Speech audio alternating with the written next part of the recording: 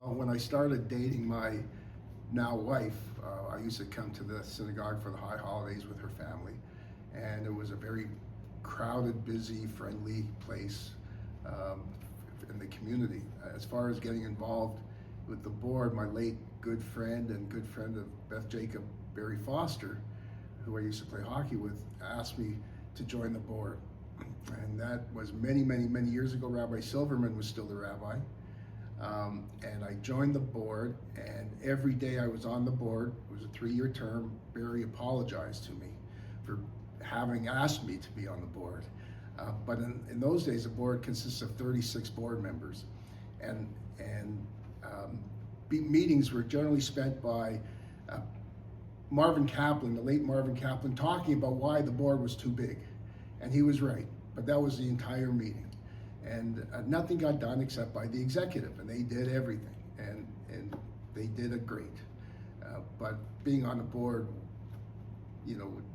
felt unfulfilling, except that I did try to change the fee structure. I did try to bring in a bingo fundraiser, and I tried to bring in those rip tickets that they used to sell in convenience stores. And Rabbi Silverman made a ruling that we shouldn't be part of bingo because that's taking advantage of the poor. And I said, Rabbi, I think we're the poor, but bingo was not allowed. How did you become president? That was many, many years after that. So in 2005, my father passed away. And the day after his funeral, my brother and I attended at Beth Jacob Synagogue. There was no rabbi here at the time. And we just felt funny being here. We didn't feel like we belonged, actually. And I ended up davening for the year at the Addis, Israel.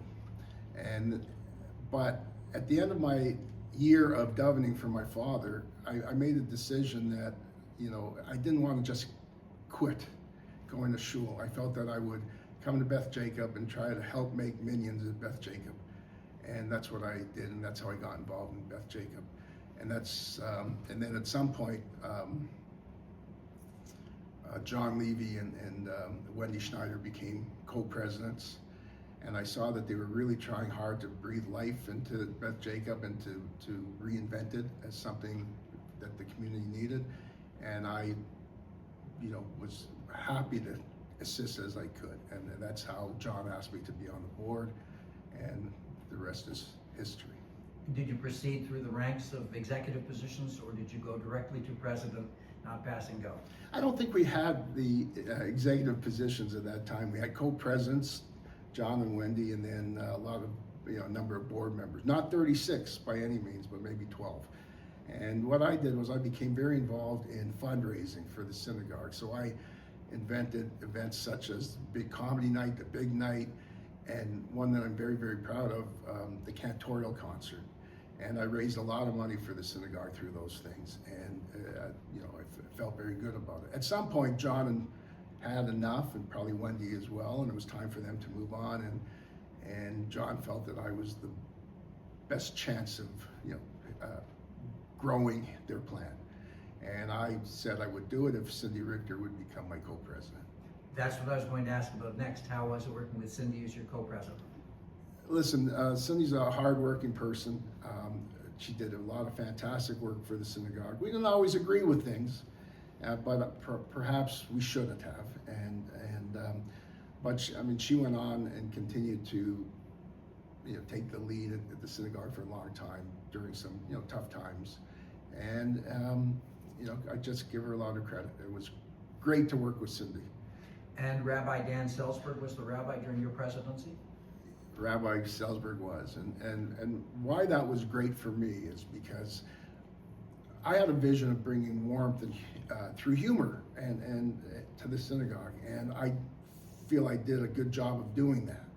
And so if I made my morning or Shabbat announcements, there was always some bit of humor in there.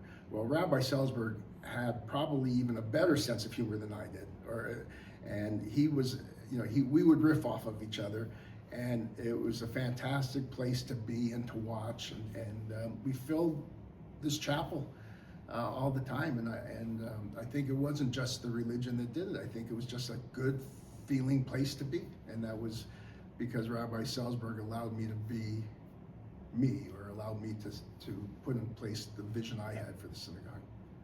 Now, at this stage, reflecting back and knowing what experiences you've had, would there be any advice you would give to future presidents of Beth Jacob?